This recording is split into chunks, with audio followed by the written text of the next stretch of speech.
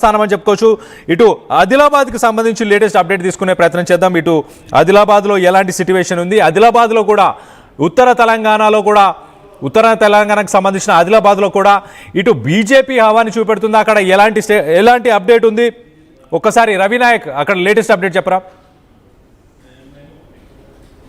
మున్సిపాలిటీలో ఒక కార్పొరేషన్లో లెక్కింపు కార్యక్రమం కొనసాగుతుంది. మనం మంచిర్యాల కార్పొరేషన్లో చూసినట్టు కనుక అయితే కాంగ్రెస్ పార్టీ 6 డివిజన్లో ఆధిక్యంలో ప్రస్తుతం కొనసాగుతున్న పరిస్థితి. 2 డివిజన్లో బీఆర్ఎస్ కొనసాగుతుంది, మరి మరో 2 డివిజన్లో బీజేపీ కూడా లీడ్ కొనసాగుతుంది. అటు ఆసిఫాబాద్లో చూస్తే ఆసిఫాబాద్లో 3 డివిజన్ల నుంచి 3 డివిజన్లో 1, 2, 4 డివిజన్లలో బీఆర్ఎస్ పార్టీ ఆధిక్యంలో ఉంది. 6, 7, 8లో కాంగ్రెస్ పార్టీ ఆధిక్యంలో ఉన్నట్టు తెలుస్తుంది. అటు కాగజ్ నగర్లో 1 నుండి 6 వరకు బీఆర్ఎస్ పార్టీ లీడ్లో కనబడుతుంది. ఇటు సెకండ్ లీడ్లో అంటే 6, 8, 9, 14లో ప్రధానంగా కాంగ్రెస్ పార్టీ లీడ్లో ఉన్నట్టు తెలుస్తుంది. బీజేపీ కూడా పోటాపోటీగా 4 స్థానాల్లో అక్కడ లీడ్లో కనబడుతుంది. అయితే నువ్వా నేనా అన్నట్టుగా రిజల్ట్ ఉంది. 5-10 తేడాతో కనబడుతుంది. మొదటి విడత పోస్టల్ బ్యాలెట్లో ప్రధానంగా ఇటు కాంగ్రెస్ పార్టీ ఓవరాల్గా ఉమ్మడి ఆదిలాబాద్ జిల్లా వ్యాప్తంగా లీడ్ కనబడింది. ఆ చెన్నూరులో కూడా కాంగ్రెస్ పార్టీ 1 నుంచి 5 డివిజన్లలో లీడ్ కనబడుతుంది. 18, 17, 14లో కూడా ఇదే పరిస్థితి ఉంది. బీజేపీ 11వ డివిజన్లో బీజేపీ లీడ్, 10వ డివిజన్లో బీజేపీ కొంత ఆధిక్యం కనబడుతున్న పరిస్థితి కనబడుతుంది. ఉమ్మడి ఆదిలాబాద్ జిల్లా వ్యాప్తంగా ఓట్ల లెక్కింపు కార్యక్రమం కొనసాగింది. భారీ బందోబస్తు ఏర్పాటు చేశారు. ఎక్కడ ఇబ్బంది లేకుండా అవాంఛనీయ సంఘటనలు జరగకుండా చూస్తున్నారు. ఇటు బెల్లంపల్లిలో కూడా ప్రధానంగా బీఆర్ఎస్ కాంగ్రెస్ మధ్యనే ప్రధాన పోటీ నెలకొంది. నువ్వా నేనా అన్నట్టు పోటాపోటీ లెక్కింపు కొనసాగుతున్న పరిస్థితి. మొదటి రౌండ్, 2వ రౌండ్ల కింద డిసైడ్ అయిపోతుంది. అభ్యర్థి భవిష్యత్తు డిసైడ్ అయ్యే అవకాశం ఉంది. ఇటు కేతనపల్లిలో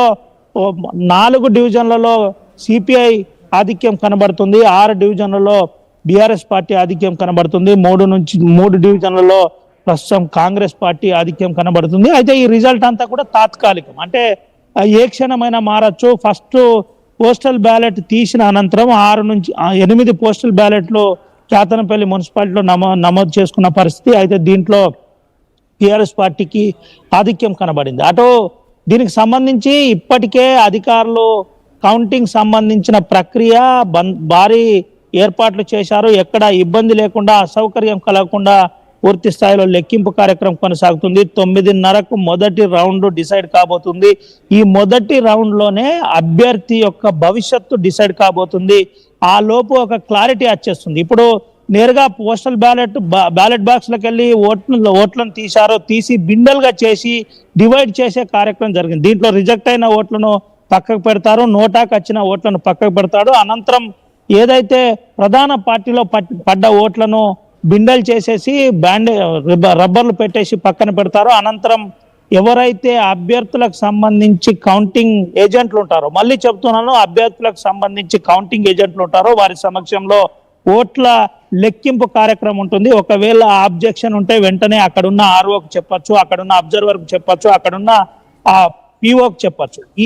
ఈ రకమైన సౌకర్యం ఉంది. ఎక్కడ ఎటువంటి ఇబ్బంది లేకుండా ప్రశాంతమైన వాతావరణంలో ఉమ్మడి ఆదిలాబాద్ జిల్లా వ్యాప్తంగా ప్రధానంగా లెక్కింపు కార్యక్రమం కొనసాగుతుంది. ఇటు ఆదిలాబాద్ మున్సిపాలిటీ చూసినట్టుకైతే 49 డివిజన్లకు గాను ఇప్పటికే 49 వార్డులకు గాను ఇప్పటికే ఆ లెక్కింపు కార్యక్రమం కొనసాగుతుంది. లెక్కింపులో కలెక్టర్ రాజర్షి షా సంబంధించి ప్రధానంగా ఆ ప్రాంతంలోని ఎటువంటి ఇబ్బంది లేకుండా జాగ్రత్త పడ్డ పరిస్థితి కనబడుతుంది.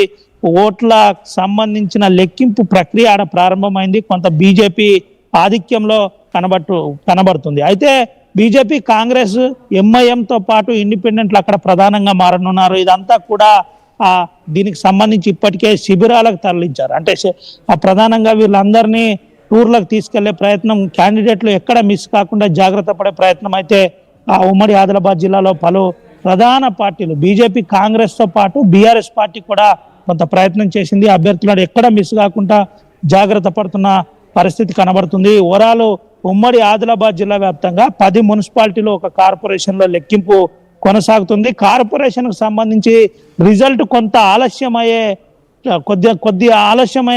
ఆలస్యం కానుంది. కానీ ఖానాపూర్ కానీ, కాగజ్ నగర్ కానీ, ఆసిఫాబాద్ కానీ, చెన్నూరు కానీ, కేతనపల్లి రిజల్ట్ 12 నుంచి 1 లోపే రానుంది. దీనికి సంబంధించి అన్ని ఏర్పాట్లు అధికారులు పూర్తి చేసిన పరిస్థితి కనబడుతుంది. మంచిర్యాల జిల్లా కార్పొరేషన్ కౌంటింగ్ దగ్గర జిల్లా కలెక్టర్ కానీ, డిపిఆర్ఓ కానీ సమాచారం పూర్తి స్థాయిలో ఇవ్వకపోవడం దీనివల్ల ఇబ్బందికరంగా మారే ప్రమాదం. దీంతో పాటు ప్రధానమైన అంశాలు బయటికి రానియకుండా కొంత కనీసం మీడియాను కూడా అలౌ చేయకుండా ఈడ ప్రయత్నం చేస్తున్న పరిస్థితి కనబడుతుంది. ఓవరాల్ అంశం చూసినట్టు కనుకైతే 10 జిల్లాలతో 10 మున్సిపాలిటీలతో పాటు ఒక కార్పొరేషన్ లో లెక్కింపు ప్రక్రియ కొనసాగుతున్న పరిస్థితి కనబడుతుంది. కళ్యాణ్,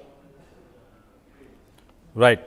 ఒకసారి మనం చూస్తే కనుక ఇటు లేటెస్ట్ అప్డేట్, ఇటు నల్గొండకు సంబంధించి రిజల్ట్స్ వస్తున్నాయి. నల్గొండ నుంచి మనం ఒక్కసారి చూస్తే కనుక ఇటు కాంగ్రెస్ 12 డివిజన్లలో ముందంజలో ఉంది.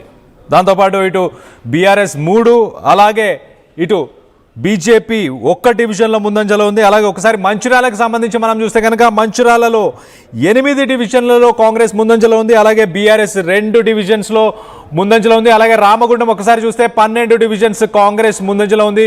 బీఆర్ఎస్ 5, బీజేపీ 2, అలాగే ఇండిపెండెన్స్ 3 స్థానాల్లో ప్రస్తుతానికి ముందంజలో ఉన్నట్టున్నారు. మొత్తానికైతే ఇటు పోస్టల్ బ్యాలెట్స్కి సంబంధించిన రిజల్ట్స్లో మనం చూస్తున్నాం. ఇటు అడ్మినిస్ట్రేషన్కి సంబంధించిన వాళ్ళందరూ కూడా ఇటు ఉత్తర తెలంగాణకు సంబంధించి బీజేపీ హవా చూపెడుతుంది. ఇటు నిజామాబాద్, కరీంనగర్ డివిజన్స్, ఈ మున్సిపల్ కార్పొరేషన్స్లో ఇటు బీజేపీ ముందంజలో ఉంది. అలాగే ఇటు మెదక్ మనం ఒక్కసారి చూస్తే కనుక ఇటు రూరల్ అర్బన్ ఓట్ బ్యాంకింగ్ అనుకోవచ్చు, ఓట్ బ్యాంక్ అనుకోవచ్చు. సో ఇక్కడ ప్రస్తుతానికి ఇటు బీఆర్ఎస్ ముందంజలో ఉంది. అలాగే ఒక్కసారి ఇటు ఉమ్మడి నల్గొండ జిల్లా, అలాగే నల్గొండ జిల్లాతో పాటు ఇటు మహబూబ్ నగర్, ఇవన్నీ కూడా కాంగ్రెస్కి కంచుకోటగా మారబోతున్నట్టు చాలా క్లియర్గా అర్థమవుతుంది. ఒకసారి మంచిర్యాలకు సంబంధించిన రిజల్ట్ కూడా మనం చూస్తున్నాం. ఇటు మంచిర్యాలలో కాంగ్రెస్ 8 డివిజన్స్లో ముందంజలో ఉంది. అలాగే బీఆర్ఎస్ 2 డివిజన్స్. సో మొత్తంగా ఇటు రామగుండంకి సంబంధించి ప్రస్తుతానికి అక్కడ కూడా కాంగ్రెస్ లీడ్లో ఉన్నట్టు తెలుస్తుంది. ఇటు నల్గొండలో కూడా కాంగ్రెస్ లీడ్లో ఉంది. అలాగే ఇటు మహబూబ్ నగర్కి సంబంధించి కూడా ఒక్కసారి మనం చూస్తే కనుక మహబూబ్ నగర్లో కూడా ప్రస్తుతానికి ఇటు సీఎం రేవంత్ రెడ్డి సొంత ఇలాకా అనొచ్చు, సొంత ఇలాకాలో ప్రస్తుతానికి కాంగ్రెస్ ముందంజలో ఉంది. మరొకసారి మంచిర్యాలకు సంబంధించిన లీడ్ ఒక్కసారి మనం చూస్తే కనుక కాంగ్రెస్ 8 డివిజన్స్లో ముందంజలో ఉంది. అలాగే బీఆర్ఎస్ 2 స్థానాలు ఇటు మంచిర్యాలకు సంబంధించి. అలాగే రామగుండం కూడా ఒక్కసారి చెప్పే ప్రయత్నం చేస్తా. రామగుండం కూడా మనం ఒక్కసారి చూస్తే కనుక రామగుండంలో కూడా ఇటు కాంగ్రెస్ ముందంజలో ఉన్నట్టు తెలుస్తుంది. సో మొత్తం మీద కాంగ్రెస్ ఇటు రామగుండం, మంచిర్యాల, అలాగే ఇటు ఉమ్మడి నల్గొండ చూసుకోవచ్చు, నల్గొండ, అలాగే మహబూబ్ నగర్, ఈ స్థానాలలో ప్రస్తుతానికి ముందంజలో ఉంది. ఒక్కసారి ఇటు నల్గొండ నుంచి లేటెస్ట్ అప్డేట్ తీసుకునే ప్రయత్నం చేద్దాం. ఇటు ఉమ్మడి నల్గొండ జిల్లా నుంచి మా ప్రతినిధి ప్రభాకర్ ఉన్నారు. ప్రభాకర్తో మాట్లాడి తెలుసుకునే ప్రయత్నం చేద్దాం. ప్రభాకర్, చెప్పండి, ప్రస్తుతానికి నల్గొండ ఇటు కోమటిరెడ్డి, మంత్రి కోమటిరెడ్డికి కంచుకోట అని చెప్పుకోవచ్చు. అదే స్వింగ్ కంటిన్యూ చేస్తున్నారా? ప్రస్తుతానికి ఎన్ని డివిజన్స్లో ఎవరు లీడ్లో ఉన్నారు?